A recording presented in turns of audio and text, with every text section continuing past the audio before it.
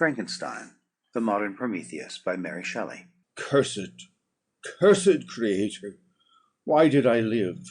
Why in that instant did I not extinguish the spark of existence which you had so wantonly bestowed? I know not. Despair had not yet taken possession of me. My feelings were those of rage and revenge. I could with pleasure have destroyed the cottage and its inhabitants, and have glutted myself with their shrieks and misery. When night came, I quitted my retreat, and wandered in the wood. And now, no longer restrained by the fear of discovery, I gave vent to my anguish in fearful howlings. I was like a wild beast that had broken the toils, destroying the objects that obstructed me, and ranging through the wood with a stag-like swiftness. Oh, what a miserable night I passed! The cold stars shone in mockery, and the bare trees waved their branches above me. Now and then the sweet voice of a bird burst forth amidst the universal stillness. All, save I, were at rest, or in enjoyment.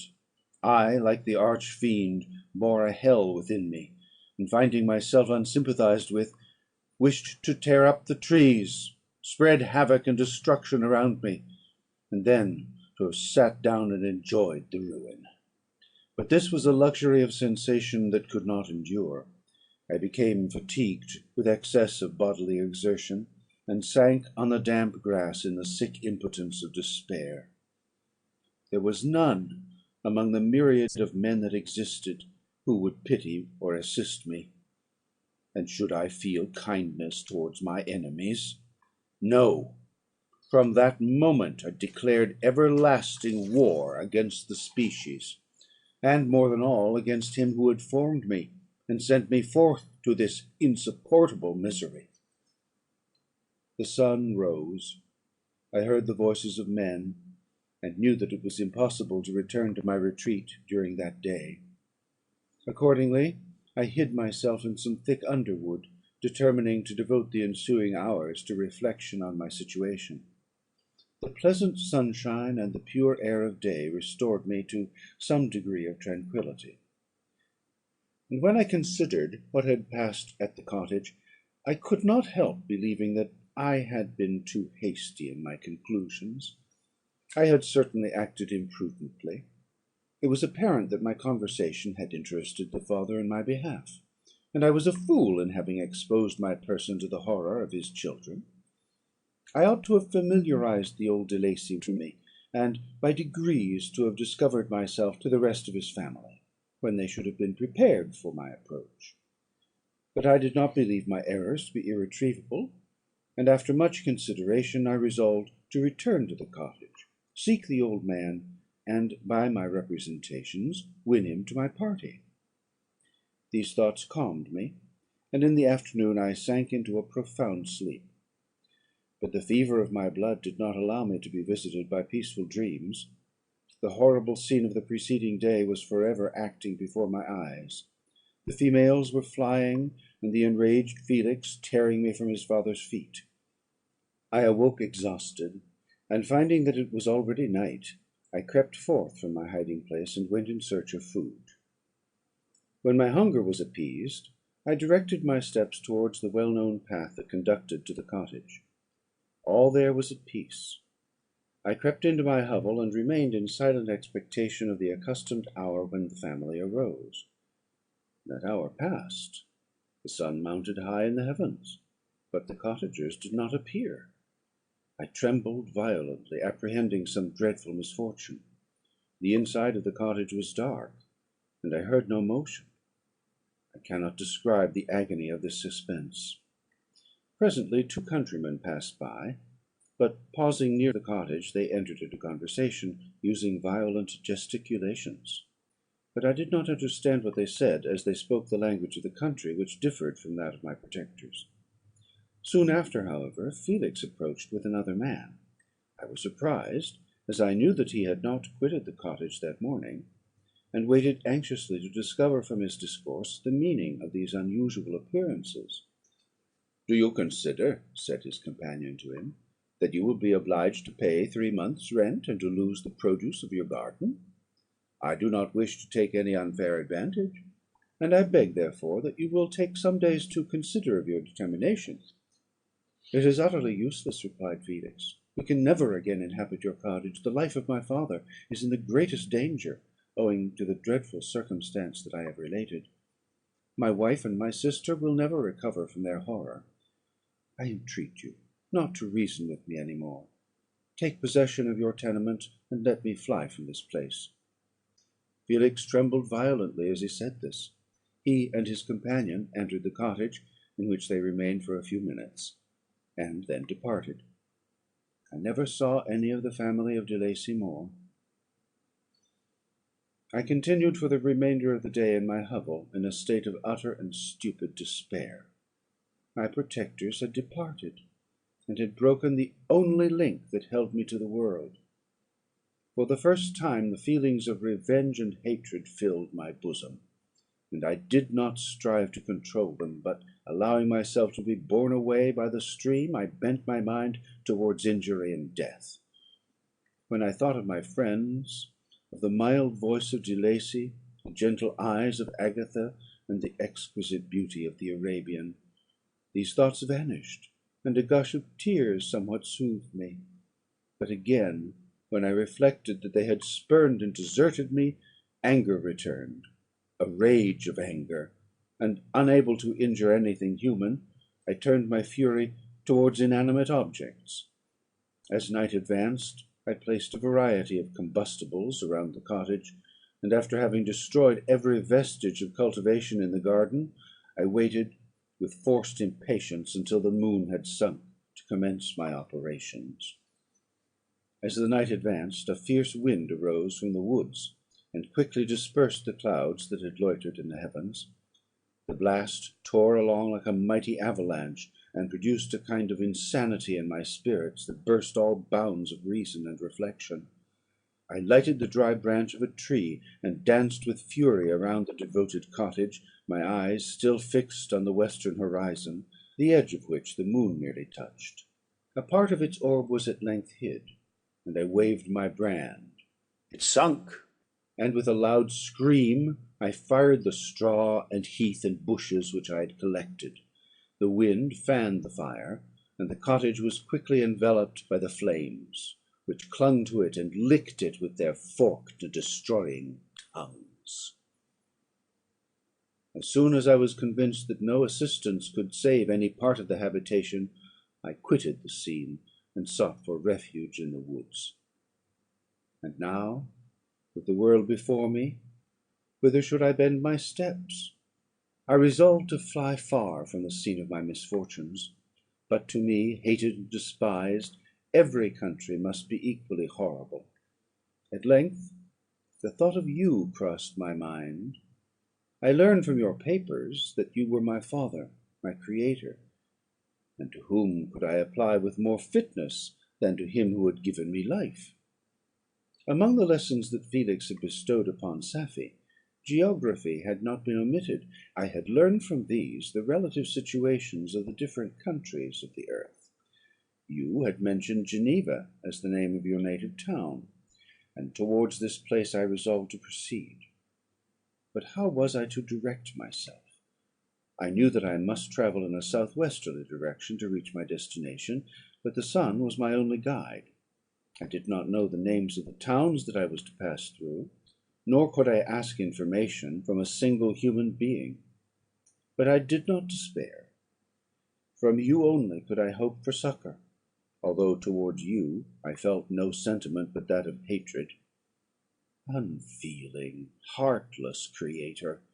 You had endowed me with perceptions and passions, and then cast me abroad an object for the scorn and horror of mankind.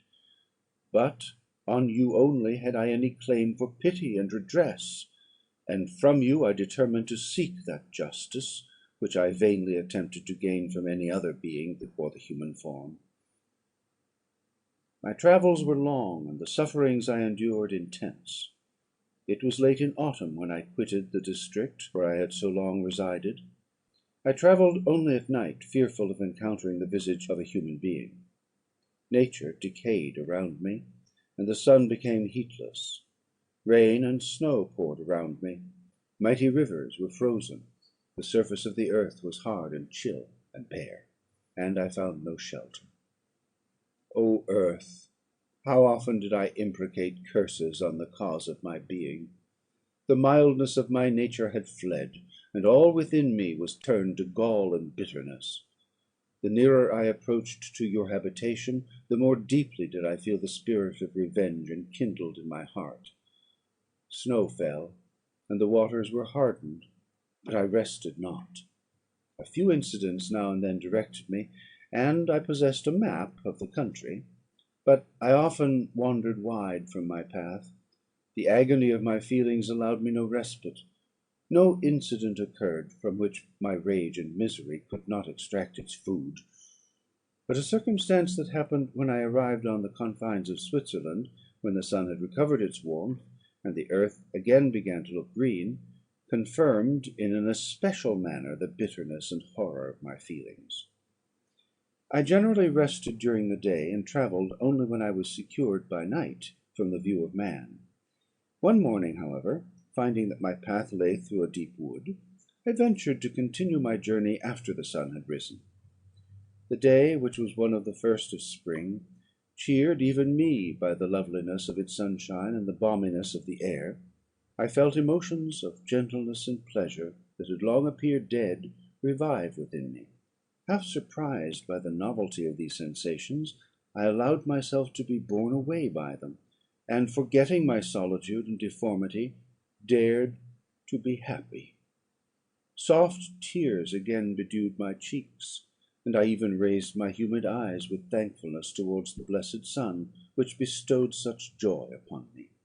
I continued to wind among the paths of the wood, until I came to its boundary, which was skirted by a deep and rapid river, into which many of the trees bent their branches, now budding with the fresh spring. Here I paused, not exactly knowing what path to pursue, when I heard the sound of voices that induced me to conceal myself under the shade of a cypress. I was scarcely hid, when a young girl came running towards the spot where I was concealed, laughing, as if she ran from some one in sport.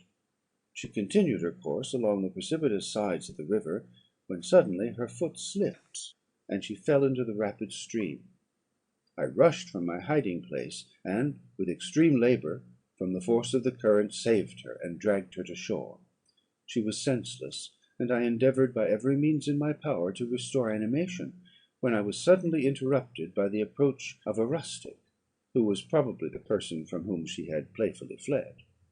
On seeing me, he darted towards me, and, tearing the girl from my arms, hastened towards the deeper parts of the wood. I followed speedily. I hardly knew why, but when the man saw me draw near, he aimed a gun which he carried at my body, and fired. I sunk to the ground, and my injurer, with increased swiftness, escaped into the wood. This was then the reward of my benevolence. I had saved a human being from destruction, and as a recompense I now writhed under the miserable pain of a wound which shattered the flesh and bone. The feelings of kindness and gentleness which I had entertained but a few moments before gave place to hellish rage and gnashing of teeth. Inflamed by pain, I vowed eternal hatred and vengeance to all mankind. But the agony of my wound overcame me, my pulses paused, and I fainted. For some weeks I led a miserable life in the woods, endeavouring to cure the wound which I had received. The ball had entered my shoulder, and I knew not whether it had remained there or passed through. At any rate, I had no means of extracting it. My sufferings were augmented also by the oppressive sense of the injustice and ingratitude of their infliction. My daily vows rose for revenge, a deep and deadly revenge, such as would alone compensate for the outrages and anguish I had endured. After some weeks my wound healed, and I continued my journey. The labours I endured were no longer to be alleviated by the bright sun or gentle breezes of spring. All joy was but a mockery which insulted my desolate state, it made me feel more painfully that I was not made for the enjoyment of pleasure.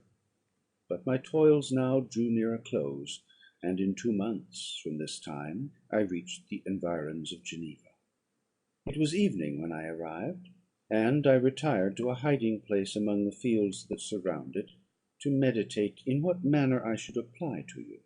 I was oppressed by fatigue and hunger, and far too unhappy to enjoy the gentle breezes of evening, or the prospect of the sun setting behind the stupendous mountains of Jura. At this time a slight sleep relieved me from the pain of reflection, which was disturbed by the approach of a beautiful child, who came running into the recess I had chosen, with all the sportiveness of infancy. Suddenly, as I gazed on him, an idea seized me that this little creature was unprejudiced, and had lived too short a time to have imbibed a horror of deformity. If, therefore, I could seize him and educate him as my companion and friend, I should not be so desolate in this peopled earth. Urged by this impulse, I seized on the boy as he passed, and drew him towards me. As soon as he beheld my form, he placed his hands before his eyes, and uttered a shrill scream. I drew his hand forcibly from his face, and said, "Child, what is the meaning of this? I do not intend to hurt you. Listen to me." He struggled violently. "Let me go," he cried. "Monster, ugly wretch, you wish to eat me and tear me to pieces. You are an ogre. Let me go, or I will tell my papa." "Boy, you will never see your father again. You must come with me." "Hideous monster, let me go. My papa is a syndic. He is Monsieur Frankenstein. He will punish you. You dare not keep me." "Frankenstein! You belong then to my enemy, to him towards whom I have sworn eternal revenge. You shall be my first victim." The child still struggled, and loaded me with epithets which carried despair to my heart. I grasped his throat to silence him, and in a moment he lay dead at my feet. I gazed on my victim, and my heart swelled with exultation and hellish triumph. Clapping my hands, I exclaimed, "I too can create desolation. My enemy is not invulnerable. This death will carry despair to him, and 1,000 other miseries shall torment and destroy him." As I fixed my eyes on the child, I saw something glittering on his breast. I took it. It was a portrait of a most lovely woman. In spite of my malignity, it softened and attracted me. For a few moments I gazed with delight on her dark eyes, fringed by deep lashes, and her lovely lips. But presently my rage returned. I remembered that I was for ever deprived of the delights that such beautiful creatures could bestow, and that she whose resemblance I contemplated would, in regarding me, have changed that air of divine benignity to one expressive of disgust and affright. Can you wonder that such thoughts transported me with rage? I only wonder that at that moment, instead of venting my sensations in exclamations and agony, I did not rush upon mankind, and perish in the attempt to destroy them. While I was overcome by these feelings, I left the spot where I had committed the murder, and, seeking a more secluded hiding place, I entered a barn which had appeared to me to be empty. A woman was sleeping on some straw. She was young, not indeed so beautiful as her whose portrait I held, but of an agreeable aspect, and blooming in the loveliness of youth and health. Here I thought is one of those whose joy-imparting smiles are bestowed on all but me; and then I bent over her and whispered, "Awake, fairest! Thy lover is near. He who would give his life but to obtain one look of affection from thine eyes. My beloved, awake!" The sleeper stirred. A thrill of terror ran through me. Should she indeed awake and see me, and curse me, and denounce the murderer? Thus would she assuredly act if her darkened eyes opened and she beheld me. The thought was madness. It stirred the fiend within me. Not I, but she shall suffer. The murder I have committed, because I am forever robbed of all that she could give me, she shall atone. The crime had its source in her. Be hers the punishment. Thanks to the lessons of Felix and the sanguinary laws of man, I had learned now to work mischief. I bent over her and placed the portrait securely in one of the folds of her dress. She moved again, and I fled. For some days I haunted the spot where these scenes had taken place, sometimes wishing to see you, sometimes resolved to quit the world and its miseries for ever. At length I wandered towards these mountains, and have ranged through their immense recesses, consumed by a burning passion which you alone can gratify. We may not part until you have promised to comply with my requisition. I am alone and miserable. Man will not associate with me, but one as deformed and horrible as myself would not deny herself to me. My companion must be of the same species, and have the same defects. This being you must create. The being finished speaking, and fixed his looks upon me in expectation of a reply. But I was bewildered, perplexed, and unable to arrange my ideas sufficiently to understand the full extent of his proposition. He continued: "You must create a female for me, with whom I can live in the interchange of those sympathies necessary for my being. This you alone can do, and I demand it of you as a right which you must not refuse to concede." The latter part of his tale had kindled anew in me the anger that had died away while he narrated his peaceful life among the cottagers; and as he said this, I could no longer suppress the rage that burned within me. "I do refuse it," I replied, "and no torture shall ever extort a consent from me. You may render me the most miserable of men, but you shall never make me base in my own eyes. Shall I create another like yourself, whose joint wickedness might desolate the world? Begone! I have answered you. You may torture me, but I will never consent." "You are in the wrong," replied the fiend; "and instead of threatening, I am content to reason with you. I am malicious because I am miserable. Am I not shunned and hated by all mankind? You, my creator, would tear me to pieces and triumph. Remember that, and tell me why I should pity man more than he pities me.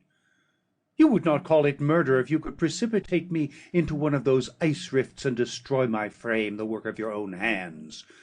Shall I respect man when he contemns me?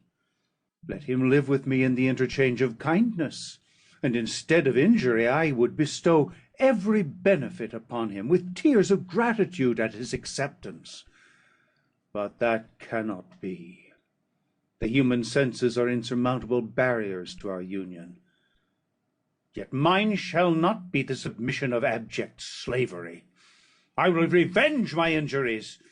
If I cannot inspire love, I will cause fear, and chiefly towards you, my arch enemy, because my creator, do I swear inextinguishable hatred. Have a care. I will work at your destruction, nor finish until I desolate your heart, so that you shall curse the hour of your birth." A fiendish rage animated him as he said this. His face was wrinkled into contortions too horrible for human eyes to behold. But presently he calmed himself and proceeded: "I intended to reason. This passion is detrimental to me, for you do not reflect that you are the cause of its excess. If any being felt emotions of benevolence towards me, I should return them 100 and 100-fold. For that one creature's sake, I would make peace with the whole kind. But I now indulge in dreams of bliss that cannot be realized.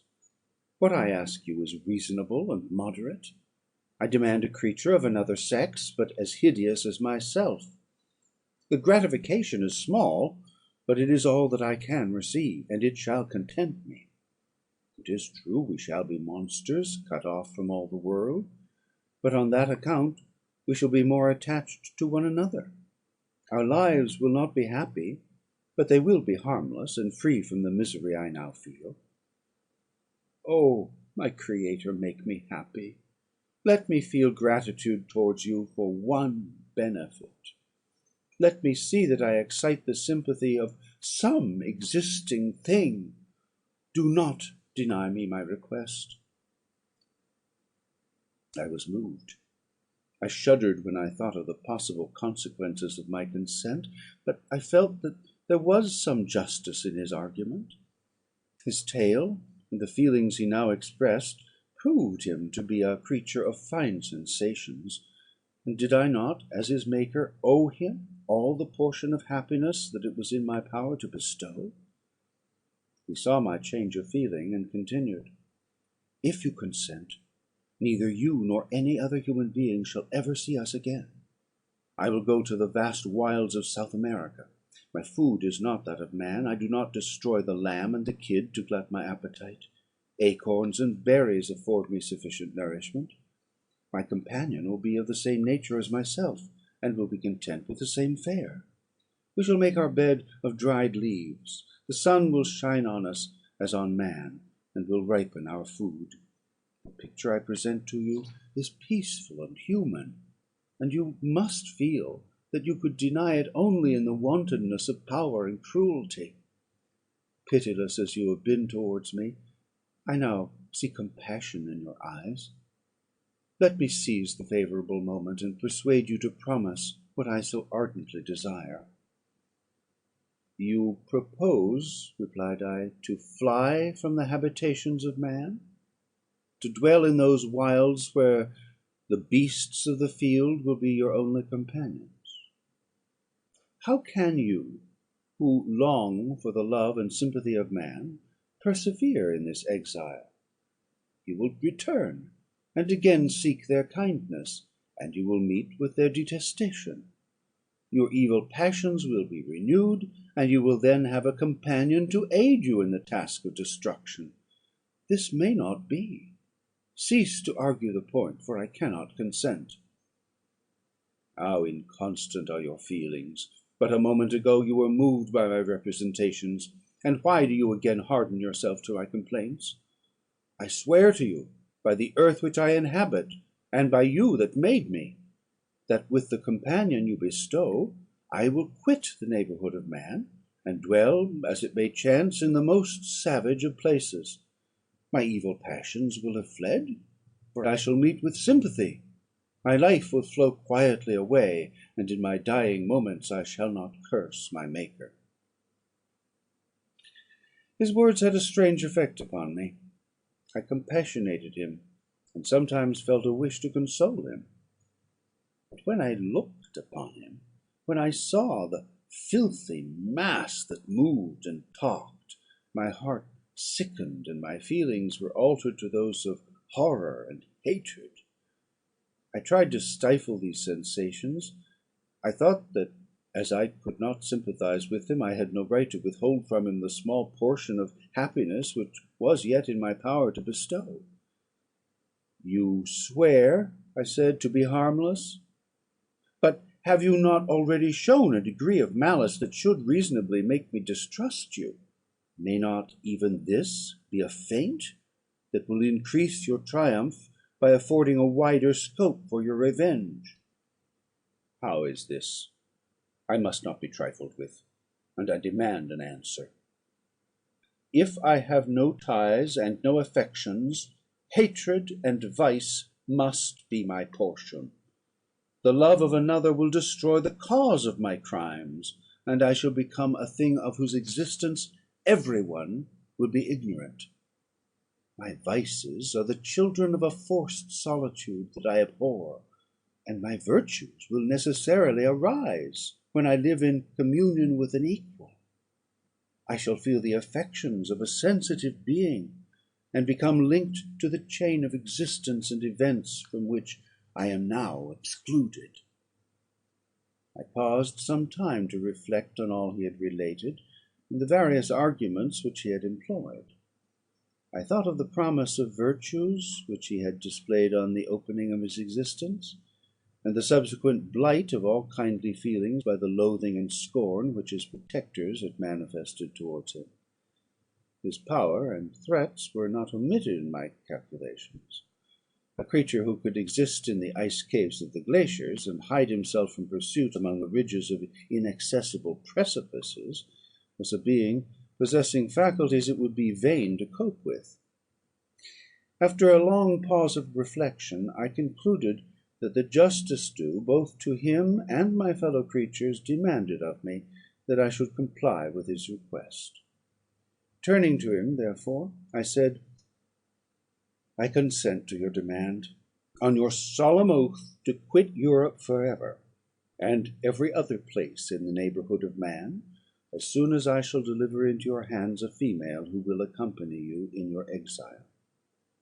"I swear," he cried, "by the sun, and by the blue sky of heaven, and by the fire of love that burns my heart, that if you grant my prayer, while they exist, you shall never behold me again.